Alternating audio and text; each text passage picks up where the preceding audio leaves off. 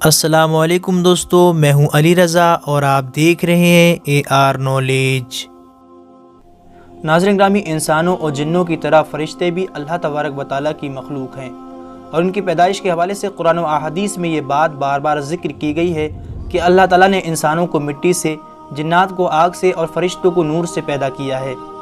اللہ تبارک و تعالیٰ نے فرشتوں کی تخلیق اس طرح سے کی ہے کہ وہ اللہ تعالیٰ کی نافرمانی نہیں کرتے۔ یہ اللہ عز و جل کے معصوم بندے ہیں اور ہر قسم کے چھوٹے بڑے گناہوں سے پاک ہیں۔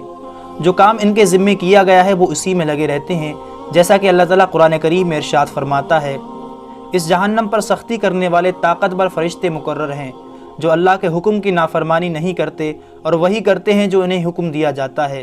سورہ تحریم آیت نمبر 6۔ اللہ تبارک و تعالیٰ نے فرشتوں کو کیوں پیدا کیا؟ تو اللہ تعالیٰ نے انہیں مختلف کاموں کے لیے پیدا کیا ہے، اور وہ آسمانوں اور زمینوں میں بے شمار کاموں پر مقرر ہیں۔ یعنی آسمان اور زمین کے انتظامات اللہ تعالیٰ نے فرشتوں کے ذمے کر رکھے ہیں، اور فرشتے تمام انتظامات اللہ کے حکم کے مطابق انجام دیتے ہیں۔ مثلا اللہ تعالیٰ کے احکام کو انبیاء علیہم السلام تک پہنچانا، اللہ تعالیٰ کے حکم سے لوگوں کی روزی روٹی اور بارش کا انتظام کرنا، لوگوں کی حفاظت کرنا، انسان کے ایک ایک لمحے کا احوال لکھنا، اور آخر وقت آنے پر روح قبض کرنا، قبر میں حساب کتاب کے لیے حاضر ہونا، اللہ کے حکم پر سور پھونکنا، جس کے بعد قیامت برپا ہوگی۔ غرض یہ کہ ہر فرشتہ اپنی ذمہ داری کو بأحسن خوبی انجام دے رہا ہے۔ بعض فرشتے دوستو صرف اللہ تعالیٰ کی عبادت اور اس کی حمد و ثنا میں لگے ہوئے ہیں جب سے اللہ تعالیٰ نے انہیں پیدا فرمایا ہے۔ اب فرشتوں کو خالق کائنات نے کب پیدا فرمایا؟ تو یہ حضرت آدم علیہ السلام کی پیدائش سے پہلے پیدا ہو چکے تھے، لیکن کب اس کی تفصیلات ہمیں نہیں ملتی، لیکن اتنی بات طے ہے کہ حضرت آدم علیہ السلام کی پیدائش سے پہلے یہ موجود تھے۔ اس کی دلیل ہمیں سورۃ البقرہ کی آیت نمبر 30 میں ملتی ہے، جس میں اللہ تعالیٰ ارشاد فرماتا ہے، وَإِذْ قَالَ رَبُّكَ لِلْمَلَائِكَةِ إِنِّي جَاعِلٌ فِي الْأَرْضِ خَلِيفَةً۔ اور یاد کرو جب تمہارے رب نے فرشتوں سے فرمایا، میں زمین میں اپنا نائب بنانے والا ہوں، ایسی نسل جو ایک کے بعد ایک آتی جائے گی۔ تو یہاں اللہ تعالیٰ نے حضرت آدم علیہ السلام کی تخلیق سے پہلے فرشتوں کو آدم علیہ السلام کے تعلق سے خبر دی۔ اس سے یہ پتہ چلا کہ فرشتے حضرت آدم علیہ السلام کی پیدائش سے پہلے پیدا ہوئے، لیکن کب اس کے بارے میں اللہ بہتر جانتا ہے۔ اسی طرح دوستو فرشتے اللہ تعالیٰ کے حکم سے اپنی اصلی شکل کے علاوہ کسی دوسری شکل میں بھی ظاہر ہو سکتے ہیں، جیسا کہ حضرت جبریل علیہ السلام کبھی کبھی کسی انسانی شکل میں آ کر آپ صلی اللہ علیہ وسلم کے پاس تشریف لایا کرتے تھے اور اللہ کا پیغام آپ تک پہنچاتے۔ ایسے موقع پر عموماً حضرت جبریل علیہ السلام مشہور صحابی رسول حضرت داہیہ کلبی رضی اللہ تعالیٰ عنہ کی صورت میں تشریف لایا کرتے تھے۔ حضرت جبریل علیہ السلام 3 مرتبہ اپنی اصلی صورت میں تشریف لائے ہیں، ایک نبوت کے بالکل ابتدائی دور میں، دوسری بار خود نبی اکرم صلی اللہ علیہ وسلم نے حضرت جبریل علیہ السلام سے ان کی اصلی صورت میں دیکھنے کی خواہش ظاہر فرمائی تھی، اور تیسری مرتبہ معراج کے موقع پر نبی اکرم صلی اللہ علیہ وسلم نے ارشاد فرمایا، میں نے جبرائیل کو اپنی اصلی صورت میں دیکھا ہے، اور فرمایا جب اس نے اپنا ایک پر کھولا تو پورے افق کے اوپر جو اس کا ایک پر تھا وہ چھا گیا، اور سارا افق مشرق سے لے کے مغرب تک اس نے ڈھانپ لیا تھا۔ بخاری میں یہ الفاظ موجود ہیں کہ نبی اکرم صلی اللہ علیہ وسلم نے فرمایا کہ میں نے جبرائیل کو اپنی اصلی حالت میں دیکھا ہے، اور اس کے 600 پر تھے، اور اس نے پورے آسمان کو ڈھانپ لیا تھا، اور ان پروں سے قیمتی ہیرے موتی جھڑ رہے تھے، اور وہ اپنے تخت پر بیٹھے ہوئے تھے جو اللہ نے انہیں عطا کیا ہے۔ اور حدیث میں آتا ہے دوستو کہ ان کے پاؤں کے اوپر ایک موتی ہے، وہ اس طرح سے پڑا ہوا محسوس ہوتا ہے جیسے سبزے کے اوپر شبنم کا قطرہ گرا ہوا محسوس ہوتا ہے۔ ان کی پیشانی روشن ہے، بال گھنگریالے، دانت چمکدار، اور سر مرجان سے بھی زیادہ سفید ہے۔ اس سے دوستو آپ فرشتوں کی خوبصورتی اور ان کی جسامت کا اندازہ لگا سکتے ہیں۔ اسی طرح ابو داؤد کی روایت ہے، حضرت جابر بن عبداللہ رضی اللہ تعالیٰ عنہ فرماتے ہیں کہ رسول اکرم صلی اللہ علیہ وسلم نے فرمایا، جب میں معراج گیا تو مجھے اجازت دی گئی کہ جو فرشتے عرش کو اٹھائے ہوئے ہیں ان میں سے جب میں نے ایک فرشتے کو دیکھا تو اس کی کان کی لو سے کاندھے تک کا فاصلہ ایک تیز رفتار پرندے کے اڑنے کے 700 سال کی مسافت ہے۔ تو دوستو پورے فرشتے کی جسامت کا پھر عالم کیا ہوگا۔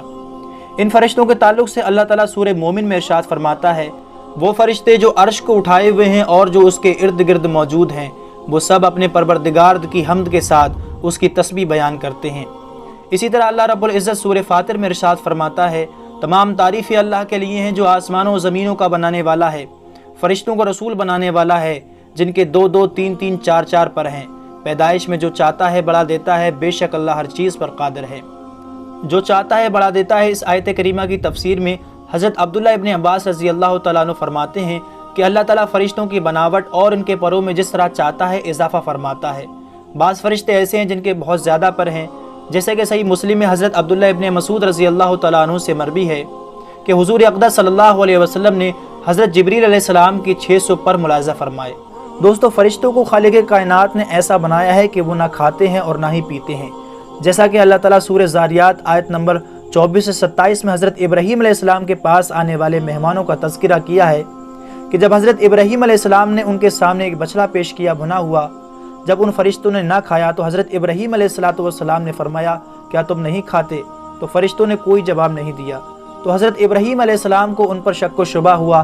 بعد میں حضرت ابراہیم علیہ السلام کو معلوم ہوا کہ یہ تو فرشتے ہیں اور فرشتوں کی فطرت میں کھانا پینا نہیں ہے۔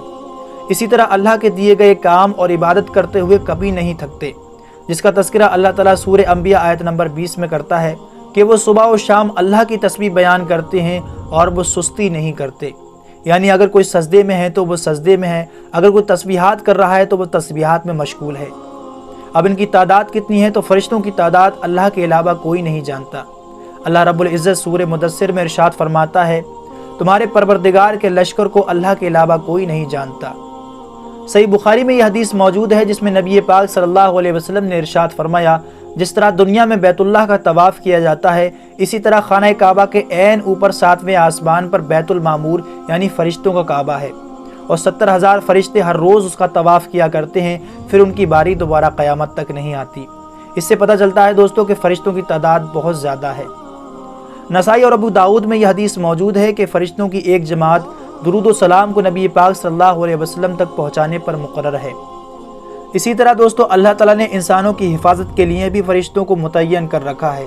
اس کے متعلق سورہ الرعد آیت نمبر 11 میں ارشاد فرمایا ہر شخص کے آگے اور پیچھے وہ نگہبان فرشتے مقرر ہیں جو اللہ کے حکم سے باری باری اس کی حفاظت کرتے ہیں۔ اس میں کچھ فرشتوں کے نام بڑے مشہور و معروف ہیں، جیسا کہ ہم جانتے ہیں کہ حضرت جبریل علیہ السلام جو کہ تمام نوری فرشتوں کے سردار ہیں، جن کا کام تھا کہ انبیاء علیہ السلام تک خدا کا پیغام پہنچانا۔ حضرت میکائیل علیہ السلام جو کہ بارش برسانے اور لوگوں کی روزی روٹی کے انتظام پر مامور ہیں۔ حضرت اسرائیل علیہ السلام جو کہ روح قبض کرنے پر مامور ہیں، اور حضرت اسرافیل علیہ السلام جو کہ قیامت کے روز سور پھونکنے پر مقرر ہیں۔ منکر نکیر جو کہ قبر میں سوالات کرنے کے لیے آتے ہیں۔ کرامن کاتبین جو کہ لوگوں کے نامہ اعمال لکھنے پر مامور ہیں۔ مالک جو کہ جہنم کا داروغہ ہے۔ رضوان جو کہ جنت کا داروغہ ہے۔ غرض یہ کہ ہر فرشتہ اپنے الگ الگ کام پر مقرر ہے جس پر اللہ نے ان کو مامور کیا ہے، اور بعض فرشتے ایسے ہیں جو اللہ تعالیٰ کی عبادت اور اس کی حمد و ثنا میں مشغول ہیں۔ امید ہے دوستو آپ کو یہ فرشتوں کے تعلق سے ویڈیو پسند آیا ہوگا۔ ویڈیو پسند آیا ہو تو اسے لائک اور زیادہ سے زیادہ اپنے تمام دوستوں کو شیئر ضرور کیجیے گا، اور ابھی تک آپ نے چینل کو سبسکرائب نہیں کیا ہے تو چینل کو ضرور سبسکرائب کیجیے گا تاکہ آنے والی تمام ویڈیو کی نوٹیفیکیشن آپ کو ملتی رہے۔ میں ملتا ہوں آپ سے نیکسٹ ویڈیو میں۔ اپنا رشتہ داروں اور گرد و نواح کے تمام لوگوں کا بہت خیال رکھیے گا۔ جب تک کے لیے اللہ حافظ۔